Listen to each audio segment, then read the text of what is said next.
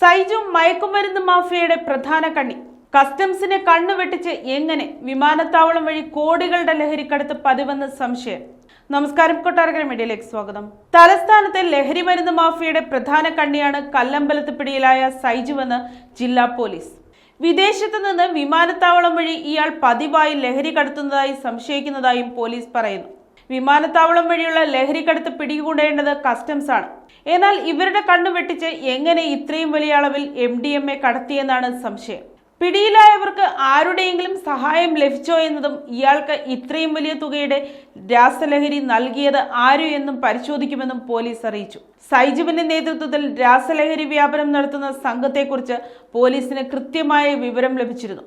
കുറച്ച് ദിവസങ്ങളായി rural dance of സംഘത്തിന്റെ നിരീക്ഷണത്തിലായിരുന്നു ഇവർ. ഈ വർഷം തിരുവനന്തപുരം വിമാനത്താവളത്തിലൂടെ സൈജു 4 തവണ ഒമാനിലേക്ക് യാത്ര ചെയ്തിട്ടുണ്ട്. 2022 ഇയാളെ 27 ഗ്രാം MDMAയുമായി പിടികൂടിയിരുന്നു. വലിയ ഈന്തപ്പഴം ബക്കറ്റ് രൂപത്തിലുള്ള പെട്ടികളിലാക്കി അതിനിടയിൽ MDMA ഒളിപ്പിച്ചാണ് ഇത്തവണ കൊണ്ടുവന്നത്. വിപണിയിൽ ലഭിക്കുന്നതിൽ വില കൂടിയ ഇനം MDMAയാണ് കല്ലമ്പലത്ത് നിന്ന് പിടികൂടിയതെന്നും പോലീസ് പറഞ്ഞു. സൈജു വർക്കല ഞെക്കാട് ആഡംബര വീട് നിർമ്മിക്കുന്നുണ്ട്. ലഹരിക്കടത്തിലൂടെയുള്ള പണം ഉപയോഗിച്ചാണ് വീട് നിർമ്മിച്ചതെന്ന് തെളിഞ്ഞാൽ പോലീസ് കണ്ടുകെട്ടും. സൈജുവിന്റെ ബാങ്ക് രേഖകൾ, ഫോൺ വിളികൾ എന്നിവ പരിശോധിക്കുന്നുമുണ്ട്.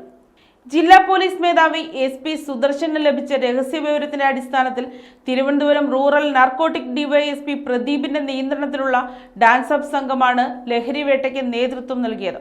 SI-മാരായ Sahil Bijukumar, SCPO-മാരായ Vineesh, Anoop, CPO Farooq, Varkala DYSP Gopakumar, Kallambalam SHO Praiju, SI Shameer എന്നിവരുടെ നേതൃത്വത്തിലുള്ള കല്ലമ്പലം പോലീസും ചേർന്നാണ് പ്രതികളെ പിടികൂടിയത്. കോടതിയിൽ ഹാജരാക്കി റിമാൻഡ് ചെയ്തു.